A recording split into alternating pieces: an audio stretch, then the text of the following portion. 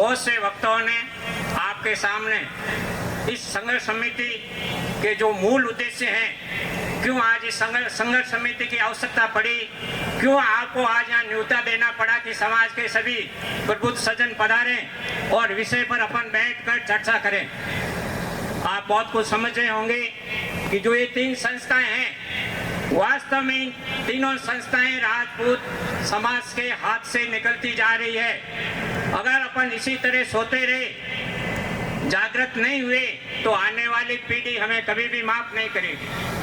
हमने तो अपनी जिंदगी जी ली है, लेकिन आने वाले समय में बचे ही नहीं जाने की। चौपाटी स्कूल कभी हमारे पापा पढ़े थे, दादो साहब पढ़े थे। इस स्कूल ने हर फील्ड में बहुत बड़े लेफ्टिनेंट जनरल दिए, कर्नल दिए, महावीर चक्र दिए, वीर चक्र दिए, बहुत बड़े बड़े साइंटिस्ट दिए, हर फील्ड में बहुत बड़े बड़े अधिकारी दिए।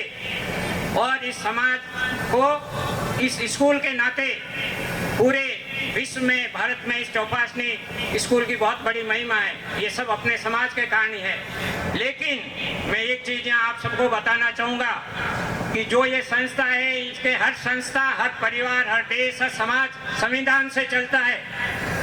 संविधान में बाइलाज है, संविधान का उल्लंघन से कोई भी राष्ट्र उसको विरुद्ध नहीं जा सकता। तो हर संस्था, जब भी ये संस्थाएं बनी है, इनमें संविधान है और उस संविधान के तहत ही प्रजातांत्रिक तरीके से जो चुने मेंबर्स है, उनके द्वारा मैनेजमेंट चलाया जाता है। और ये हर संस्था में मैं आपको और बताना चाहूँगा कि चौपासनी जो शिक्षा समिति है, इसमें 1982 तक कोई भी चीफ संरक्षक नहीं थे, मुख्य संरक्षक महोदय बिल्कुल नहीं थे।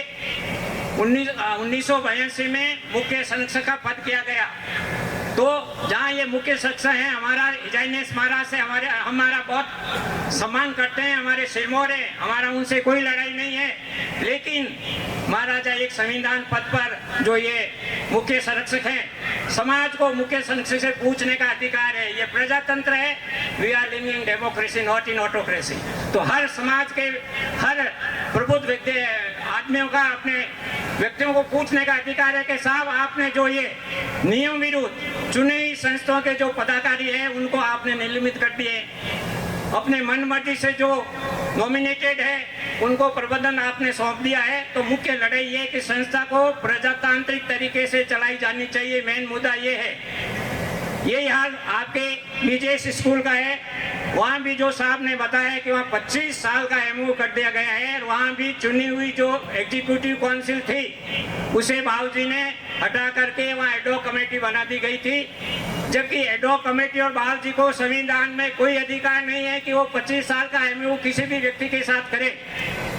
अगर अपन इसको बैठ करके समझ करके ये भी अपन बात रखें साहब, जो भी आपने किया है, जैसे नारायण सिंह साहब ने फरमाया है कि आप ये संपत्ति चली जाएगी 25 साल के बाद, किसने क्या देखा है? 80 बीघा जमीन है, स्कूल है, अरबों रुपए की संपत्ति है, राजपूत समाज के हाथ से सदा सदा के लिए निकल जाएगी। आने वाली पीढ़ी वास्तव में माफ नहीं करेगी। तो ये मुद्दा है। तीसरा मुद्दा आपने भी हॉस्टल का बताया है।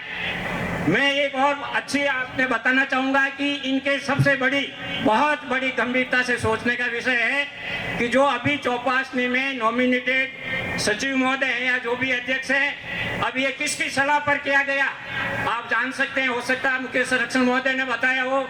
इन्होंने चौपासनी स्कूल की 412 बीघा जमीन, जो कि चौपासनी जागीर राजस्व गांव है, उस गांव के अंदर अपना ये खसरा नंबर 63 आता है। और ये 400 बीघा जमीन आज से नहीं, 1914 से, जब से चौपासनी की स्थापना हुई है, ये जमीन समस्त राजपूत स्कूल चौपासनी के नाम से खातेदारी से दर्ज है।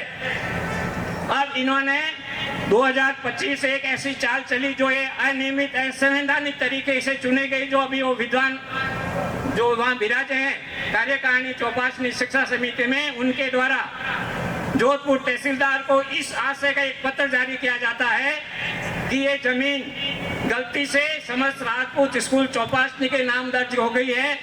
वास्तव में ये जमीन हमारे चौपासनी शिक्षा समिति के नाम से दर्ज की जानी चाहिए थी। अपने सबूत के तौर पर उन्होंने झूठे कागजात पेश किए। जैसे कि बताया, जैसे ही हमने 6 लाख रुपए जो नजूल संपत्ति ये बिल्डिंग था राजस्थान सरकार के अधीन, इसका महीने का 103 रुपए किराया देना पड़ता था समाज को स्कूल का।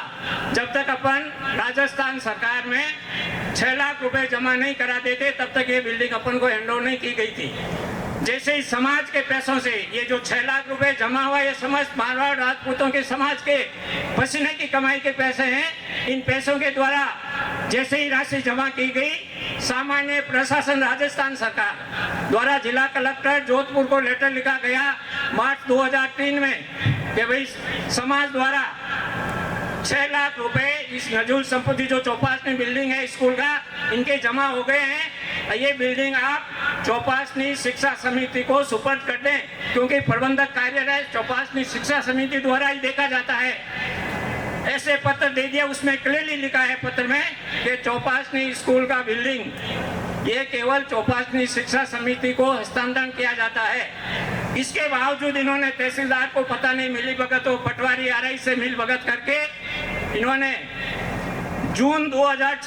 मार्च 2026 में इसी साल 412 बीघा जमीन पूरा चौपासनी जो समस्त राजपूत स्कूल चौपासनी के खातेदारी से दर्ज था, इन्होंने राजपूत ये चौपासनी शिक्षा समिति के खाते दर्ज करा लिया गया। जैसे ही समाज के विद्वान व्यक्तियों को इस चीज का पता लगा, उन्होंने मुझे बताया कि साहब ये हो गया। तो मैंने कहा ये बिल्कुल गलत है, खाता कभी भी चेंज नहीं किया जा सकता। मोहन सिंह जी का खाता बिना पहचान किए सोहन सिंह जी के नाम खाते कैसे हो सकता है? कोई संपत्ति का ट्रांसफर केवल 2 नियमों के तहत होता है, या तो आप रजिस्ट्री कराइए, पहचान करिए, तब आपका खाता जाएगा।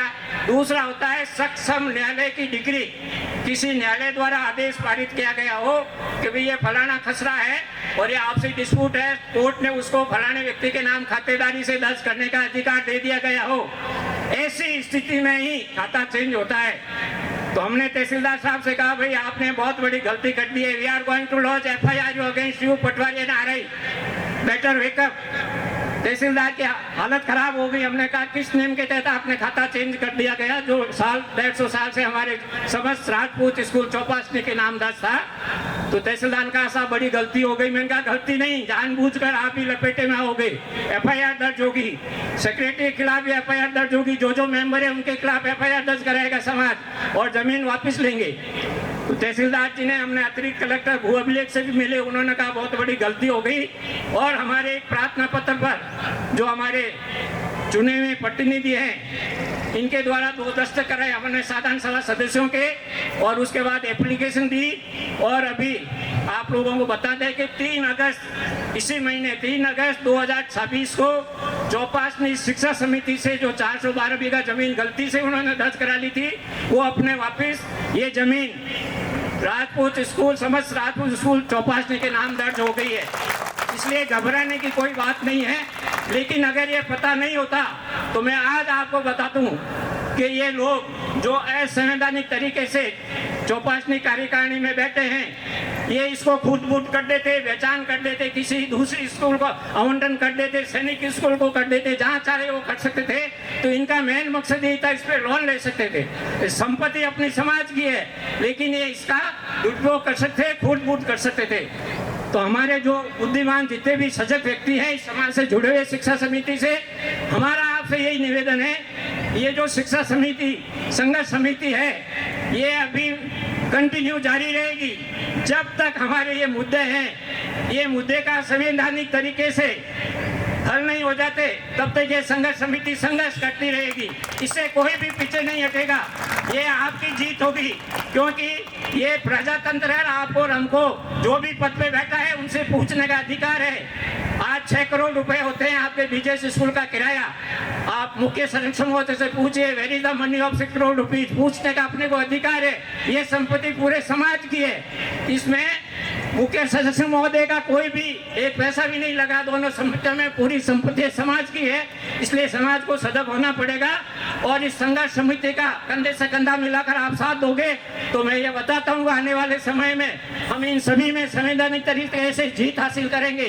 तो दूसरा मुद्दा साहब ने कहा, और भी मुद्दे हैं। जो हनुमंत हॉस्टल है इसमें भी लोगों ने उठाए, ये भी संवैधानिक तरीके से इसमें भी मेंबरशिप खुलनी चाहिए। चौपास में भी मेंबरशिप खुलनी चाहिए। कितने सालों से मेंबरशिप बंद पड़ी है। बंद पड़ने का कारण क्या? ये आगे बढ़ाना ही नहीं चाहते। मुख्य सदस्य महोदय अपने यस मैन को वहाँ नॉमिनेट कर देते हैं। भैया प्रजातांत्रिक तरीका है, आप चुने हुए आदमियों को एक तरफ नहीं कर सकते। तो अपनी जीत तभी होगी जब आप सब कंधे से कंधा मिलाकर इस संघर्ष समिति का सहयोग करोगे।